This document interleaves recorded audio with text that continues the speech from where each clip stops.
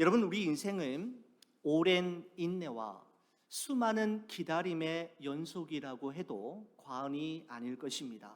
여러분과 저의 지나온 삶의 여정을 되돌아볼 때 어느 것 하나 인내 없이 기다림 없이 주어진 것이 어디 있었습니까?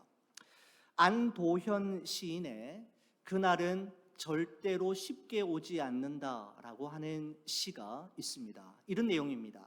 그날은 절대로 쉽게 오지 않는다. 그날은 깨지고 박살나 온몸이 너덜너덜해진 다음에 온다. 그날은 참고 기다리면서 엉덩이가 짓무러진 다음에 온다.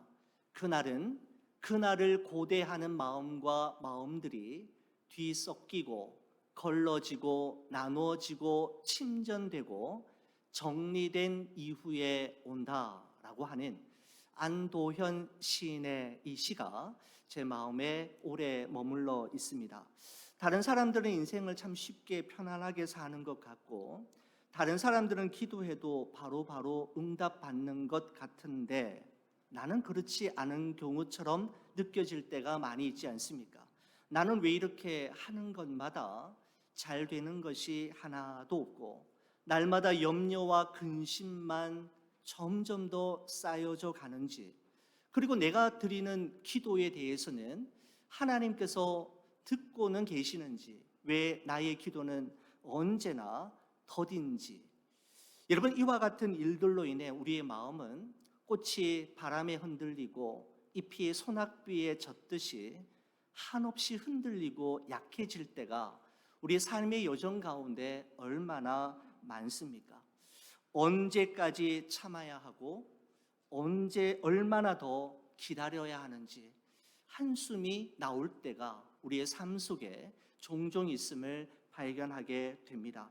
그토록 많은 세월을 참고 기다림으로 수놓아 왔음에도 불구하고 여전히 우리는 잘 익숙해지지 않고 적응되지 않는 것이 바로 참는 것이고 기다리는 것임을 우리 모두는 너무나도 잘 알고 있습니다.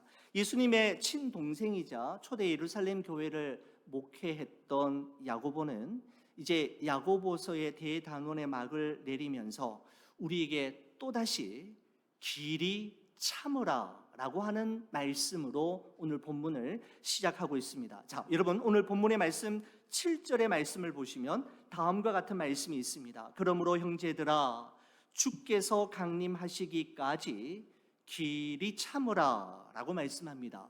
여러분, 이 구절을 제가 그 세번역 성경에서는 어떻게 표현하고 있는가 보았더니 이렇게 되어 있습니다. 그러므로 형제 자매 여러분, 주님께서 오실 때까지 참고 견디십시오 라고 말씀하고 있습니다. 여러분, 그렇다면 야고보가 지금 말하고 있는 길이 참는다라는 말, 참고 견딘다라고 하는 말씀의 의미가 무엇일까요? 여러 가지로 해석할 수 있겠지만 이런 의미도 반드시 포함되어 있다라고 생각이 됩니다. 이 말씀의 의미는 내가 지금 경험하고 있는 이 고난의 의미와 이유를 섣불리 단정 짓지 말아야 한다라고 하는 의미가 포함되어 있다라고 생각이 됩니다. 하나님께서 나를 사랑하시지 않기 때문이라고 말하거나 하나님께서 나와 함께 하시지 않기 때문이라고 생각하지 않는 것을 의미하는 것이죠. 오히려 하나님의 뜻이 있을 거라고 말하고 내게 일어난 이 모든 일들을 합력하여 하나님은 반드시 선을 이룰 것임을 믿는 것이 바로 야고보가 우리에게 말해주고 있는 길이 참음입니다. 내가 경험하고 있는 이 고난의 의미와 이유를 섣불리 단정 짓고 말하지 말아야 한다라는 것을 말하는 것이죠. 여러분, 그러면서 이 길이 참음의 의미가 무엇인지를 우리에게 보다 잘 설명하기 위해 야고보는 세 가지 비유를 들어서 설명하는데 첫 번째 비유가 무엇인가 하면 농부입니다. 7절 말씀 다시 보시겠습니까? 이렇게 말씀합니다. 그러므로 형제들아, 주께서 강림하시기까지 길이 참으라. 그 다음에 보십시오. 보라, 농부가 땅에서 나는 귀한 열매를 바라고 길이 참아 이른 비와 늦은 비를 기다리나니 라고 말씀하고 있습니다. 여러분, 씨앗을 땅에 뿌린 후 열매를 보기까지 농부가 해야 할 일들은 너무나도 많이 있지만 그 많은 일들 중에서 결단코 쉽게 넘어갈 수 없는, 어쩌면 가장 중요하고 큰 일은 길이 참고 기다리는 것이죠. 왜냐하면 열매는 하루아침에 맺히는 것이 아니기 때문입니다. 한 알의 씨앗이 땅에 떨어져 싹을 내고 풍성한 열매를 맺기까지 농부의 이마에는 땀방울이 비 오듯이 쏟아지고 그의 발걸음은 논으로, 벼의 곁으로 끊임없이 이어지게 되는 것이죠. 농부는 수확이 끝날 때까지 논을 떠나는 일이 없습니다. 비가 오면 비를 맞고 뜨거운 태양이 자결하면 그 태양 아래에서 벼들과 함께 익어가는 것이 농부이고 농부의 마음이지 않습니까? 그래서 열매는 농부의 발자국 소리를 들으면서 자란다라는 말이 생길 정도입니다. 여러분, 그러나 우리가 이 점 또한 생각해야 됩니다. 여러분, 그러나 농부가 아무리 열심히 일하고 비 오듯 땀을 흘리며 논과 밭을 부지런히 왔다 갔다 한다 할지라도 자신이 뿌린 씨앗을 자라나게 할 수는 없습니다. 땅에 뿌린 씨앗이 잘 자라날 수 있도록 최선을 다해 최적의 환경을 만들어 줄 수는 있지만 자신의 뜻대로 태양의 일조량을 조절하거나 자기가 원하는 시간에 딱딱 맞추어서 이른 비와 늦은 비를 내리게 할 수는 없는 것이죠. 농부가 최선을 다하지만 자신의 힘으로 넘어설 수 없는 영역이 있음을 기억하는 것이 바로 지혜로움입니다.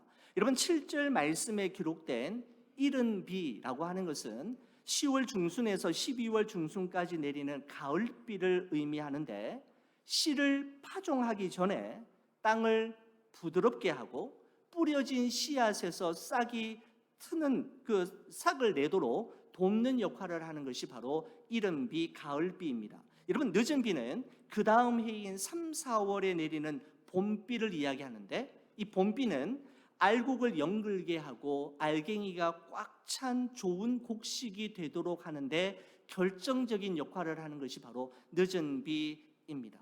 이처럼 늦은 비와 이른 비, 이 두 가지 비의 종류는 열매를 맺히게 하는데 결정적인 역할을 하는 것이지만, 농부가 자신의 뜻대로 비 내리는 시기와 비 내리는 양을 조절할 수 없다는 치명적인 약점과 한계를 농부는 가지고 있는 것이죠. 그래서 농부가 취할 수 있는 최선의 방법은 성경의 표현 그대로 길이 참고 기다리는 것입니다. 농부에게 필요한 것은 조급함이 아니라 길이 참음이고 서두름이 아니라 오랜 기다림이라고 말씀드릴 수가 있는 것이죠. 여러분, 우리는 항상 조급하고 서두르는 경향이 있지만 우리 하나님은 서두르거나 조급해 하시지 않습니다. 아브라함의 조급함과 서두름의 결과가 이스마엘이었다면 아브라함이 하나님의 정하신 때까지 오래 참고 기다림으로 주어진 결과가 이삭이었지 않습니까? 이와 같이 여러분과 저의 삶 속에서도 조급함과 서두름이 우리에게 만들어내는, 우리에게 제공하는 결과는 언제나 실수와 후회이지만 하나님의 때까지 길이 참고 견디며 기다리면 하나님께서 이루시고 하나님께서 내게 일어난 모든 일들을 합력하여 선을 이루시는 것을 반드시 보게 될 것입니다.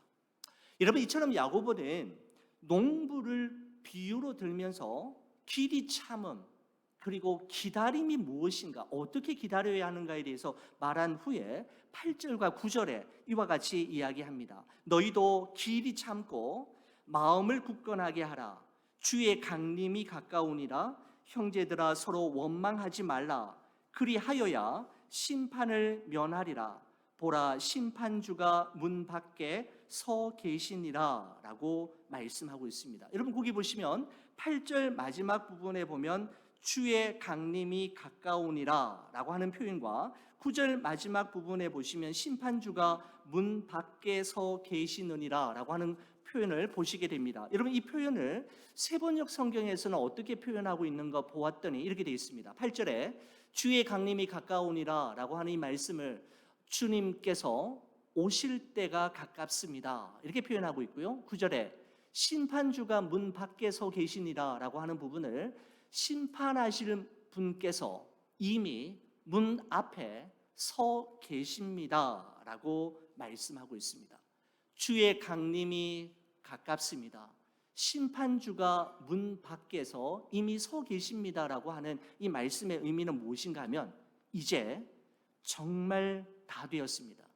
이제 정말 다 되었으니까 여기에서 포기하거나 뒤돌아서지 말고 조금만 더 참고 조금만 더 견디고 조금만 더 힘을 내십시오 라고 하는 의미가 바로 8절과 9절에 표현되어 있는 이 말씀의 의미인 것이죠.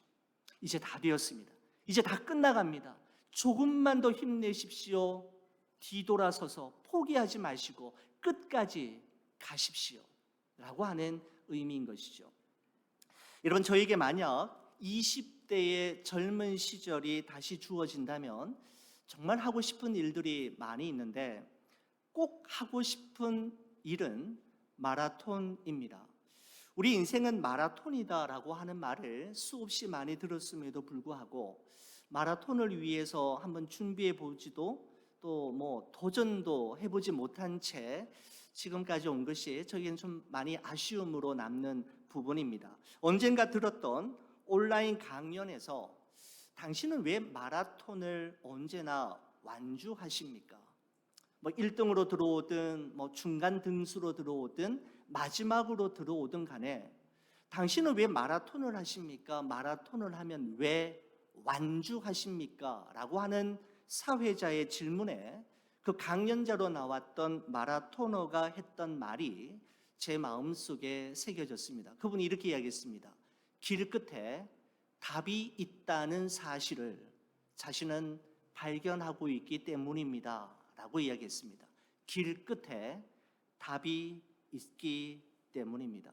무슨 의미일까요? 길 끝에 답이 있다라고 하는 이 표현의 의미는 아마 진행 중에는, 과정 중에는 보이지 않고 보지 못하는 것들이 너무 많다라는 것이죠. 그래서 끝까지 가봐야 알 수 있고 끝까지 가봐야 보이는 것이 있더라는 말씀의 의미일 것입니다. 그렇습니다. 우리가 끝까지 가야 하는 이유, 마지막 지점까지 우리 신앙의 경주를 완주해야 하는 이유는 길 끝에 답이 있기 때문입니다.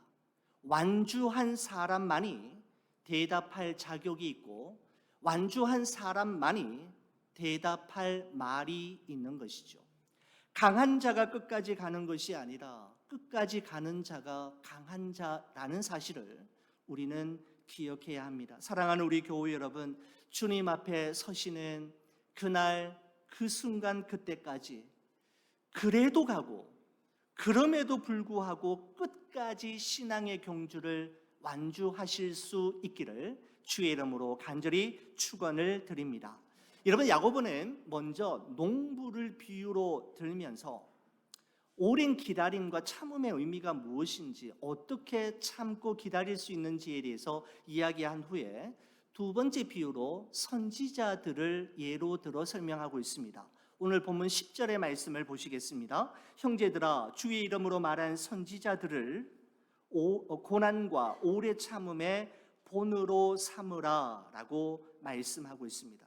하나님의 부르심을 받은 구약의 선지자들은 그 시대의 마지막 양심이었고 최후의 보루이었습니다.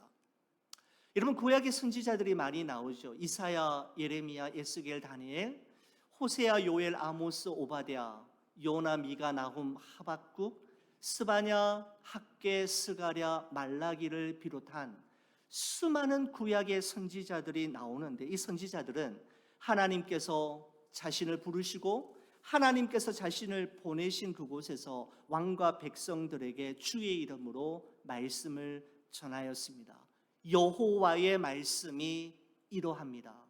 악행을 버리고 우상을 버리고 하나님께로 돌아오십시오라고 끊임없이 외쳤지만, 그들은 하나같이 선지자들의 말에 귀를 기울이기는커녕 선지자들을 대적하고 핍박했을 뿐만 아니라 심지어 고문하고 죽이기까지 했던 것을 볼 수가 있습니다. 그럼에도 불구하고 이런 말을 하면 어떤 일이 자기에게 생길 것인지 너무나도 잘 알고 있었음에도 불구하고 선지자들은 오래 참고 기다림으로 하나님께서 자신을 부르시고 보내신 그곳에서 자신의 생명이 다하는 그 순간까지 사명을 감당할 수 있었던 것이죠.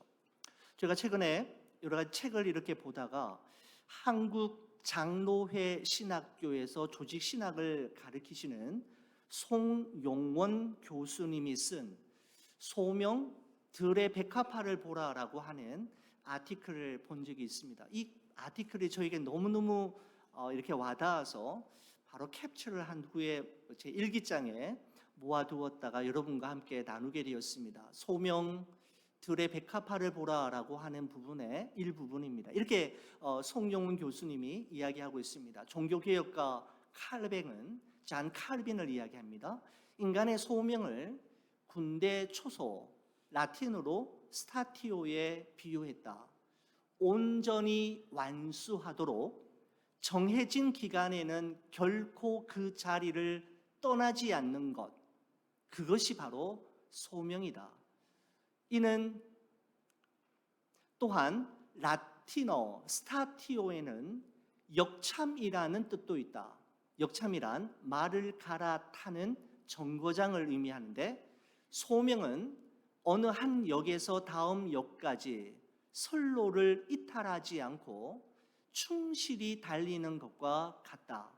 이는 소명에는 어떤 정해진 기간이 지나면 더 하고 싶어도 할 수 없다는 속성이 있다는 의미이다 라고 하는 글을 보면서 제 마음에 소명이 무엇인가에 대해서 생각하며 글을 쓰는 시간을 가졌습니다.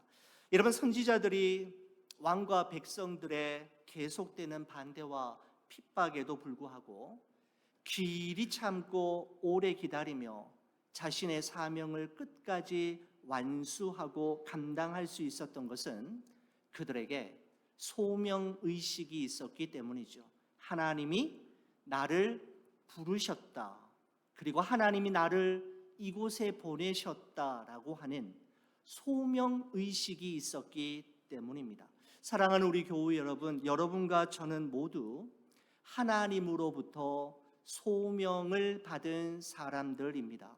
가정에서는 아버지와 어머니로, 또한 할아버지와 할머니로 아들과 딸로 부르심을 받았습니다. 이 부르심의 자리는 너무너무 중요한 자리입니다. 교회에서는 목회자로, 장로님으로, 집사님으로, 권사님으로, 목자로, 성가대원으로, 예배위원으로 세 가지 팀으로 식당 봉사와 주차 봉사, 그리고 강단 꽃꽂이를 담당하는 분으로 부르심을 받았고, 그 부르심에 대한 반응이 바로 여러분과 저의 삶의 모습인 것이죠. 내가 자원해서 하는 것 같고 내가 하고 싶어서 하는 것 같지만 그 어떤 일도 하나님께서 허락하시지 않으시면 할 수 없다라는 사실을 기억하는 것은 소명자에게 너무나도 중요한 기억임에 분명합니다. 그리고 하나님께서 정하신 시간이 지나고 나면 더 하고 싶어도 할 수 없을 때가 온다는 사실 또한 우리는 기억해야 합니다. 그날이 올 때까지 길이 참고 인내함으로 선로를 이탈하지 않고 충실히 달려가는 여러분과 제가 되기를 주님의 이름으로 간절히 축원을 드립니다. 여러분, 마지막으로 야고보는 농부, 선지자들이 보여준 길이 참음과 오랜 기다림을 실제적으로 경험했던 성경의 한 인물을 우리에게 소개하고 있는데, 바로 고난의 대명사라고 불리우는 욥이라고 하는 인물인데, 11절 말씀 보시겠습니다. 보라, 인내하는 자를 우리가 복되다 하나니 너희가 욥의 인내를 들었고 주께서 주신 결말을 보았거니와 주는 가장 자비하시고 긍휼히 여기시는 이시니라 라고 말씀하고 있습니다. 우리는 욥을 너무나도 잘 알고 있지 않습니까? 고난이라고 하면 성경에서 가장 먼저 떠오르는 이름이 바로 욥이지 않습니까? 하루아침에 10명의 자녀들과 모든 재산을 날려버리고, 그리고 자신의 몸마저 질병으로 인해 만신창이가 되고 말았습니다. 욥을 위로한답시고 모여든 욥의 친구들은 욥에게 위로가 되기는커녕 오히려 더 큰 절망과 상처를 안겨다 줄 뿐이었지 않습니까? 여러분, 야고보는 욥이라고 하는 한 인물을 떠올리면서 욥의 길이 참음과 기다림을 묵상하며 독특한 표현 하나를 우리에게 소개하고 있는 것을 보게 됩니다. 주께서 주신 결말이라고 하는 표현이죠. 여러분, 보다 원문에 가까운 번역은 주님의 결말이라고 번역하는 것이 보다 더 가깝다고 이야기합니다. 여러분, 욥의 결말이라고 하지 않고 주님의 결말이라고 표현하고 있는 이 점이 우리로 하여금 주목해야 하는 지점임에 분명합니다. 주께서 주신 결말, 주님의 결말이라고 하는 이 짧은 표현 속에는 두 가지 중요한 사실이 스며들어 있습니다. 여러분, 첫 번째는 무엇인가 하면 기다림에는 반드시 결말이 있고 끝이 있다라고 하는 메시지입니다. 여러분, 그래서 주께서 주신 결말이라고 표현하고 있는 것이죠. 영원히 지속될 것만 같은 정말 녹록지 않은 삶의 환경과 힘든 상황들, 그리고 변화의 가능성이 조금도 보이지 않는 인간관계로 인해 우리가 낙심이 되고 힘이 빠지고 괴로울 때가 많이 있지만, 성경은 우리에게 분명히 말씀합니다. 참음과 기다림에는 결말이 있고 끝이 나는 순간이 있음을 말씀하는 것이죠. 여러분, 이 표현이 가지고 있는 두 번째 의미는 그 결말은 사람의 수고와 노력으로 가능한 것이 아니라 주께서 주시는 것이다 라는 의미입니다. 여러분, 그래서 주께서 주신 결말이라고 야고보가 표현하고 있지 않습니까? 그 결말은 인위적으로 내가 노력하고 애쓴다고 해서 결말 지어지고 끝이 나는 것이 아니라 주께서 도와주셔야 하고 주님께서 개입해 주셔야만 해결되는 이야기임을 말씀하고 있는 것이죠.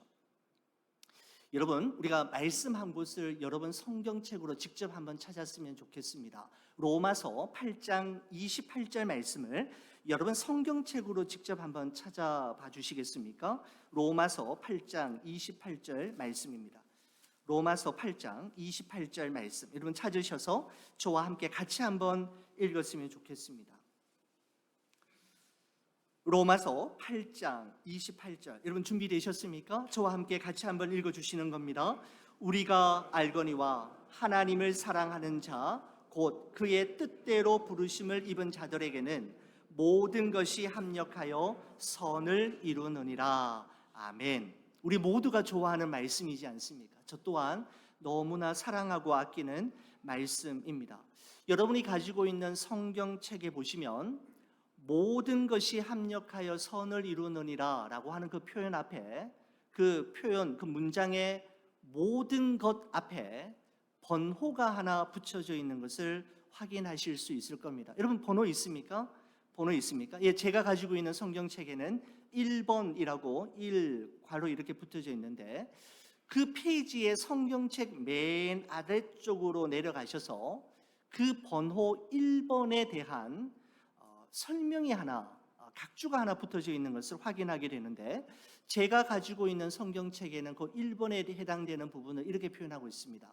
어떤 사본에 다른 어떤 성경 역본에 그 말이죠. 어떤 사본에 하나님이 모든 것을 합하여 선을 이루시느니라 라고 되어 있습니다.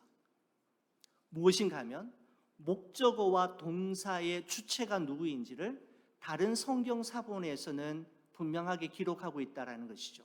그냥 세월이 흐르면, 시간이 지나면 자연스럽게 해결되어지고 퍼즐 조각이 맞추어져서 멋진 그림을 완성하게 되는 것이 아니라, 세월이 그렇게 하고 내가 노력해서 그렇게 되는 것이 아니라 하나님이 모든 것을 합하여 선을 이루시느니라 라고 말씀하고 있습니다. 하나님이 가능케 하시는 것이죠. 사랑하는 우리 교회 여러분, 아직은 잘 모릅니다.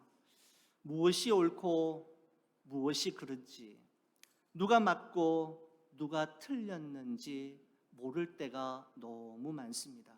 아직은 이해되지 않는 일들이 너무나도 많습니다. 여러분, 하지만 우리의 생각과 판단을 잠시 유보하고 우리보다 우리를 더 사랑하시고 우리 자신보다 우리를 더 잘 아시는 하나님을 믿고 신뢰함으로 하나님께 맡기며 길이 참고 인내하며 기도하면 하나님께서 내게 일어난 모든 일들을 합력하여 선을 이루어 주실 것입니다.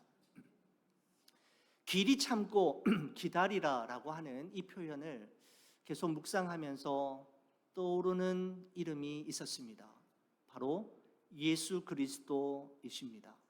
바로 예수 그리스도께서는 여러분과 저를 구원하시고 여러분과 저에게 영원한 생명을 주시기 위해 마지막 피 한 방울, 마지막 물 한 방울 다 쏟아져 내릴 때까지 십자가의 고난을 끝까지 참으셨습니다.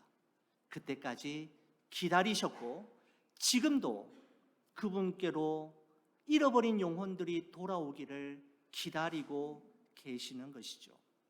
바로 야고보의 고백처럼 여러분과 저는 가장 자비로우시고 긍휼히 여기시는 예수 그리스도의 사랑을 경험한 자이고 예수 그리스도의 길이 참으심과 오랜 기다리심의 결과물이 바로 여러분과 저입니다. 우리를 대하여 참아주셨고 우리를 위하여 기다려 주셨기에 여러분과 저는 이곳에서 하나님을 예배하는 하나님의 백성이 될 수가 있었던 것이죠. 사랑하는 우리 교회 여러분, 예수님을 깊이 생각하고 묵상하심으로 길이 참으시고 하나님이 일하실 때까지 끝까지 기다리실 수 있는 여러분과 제가 되기를 간절히 축원을 드립니다.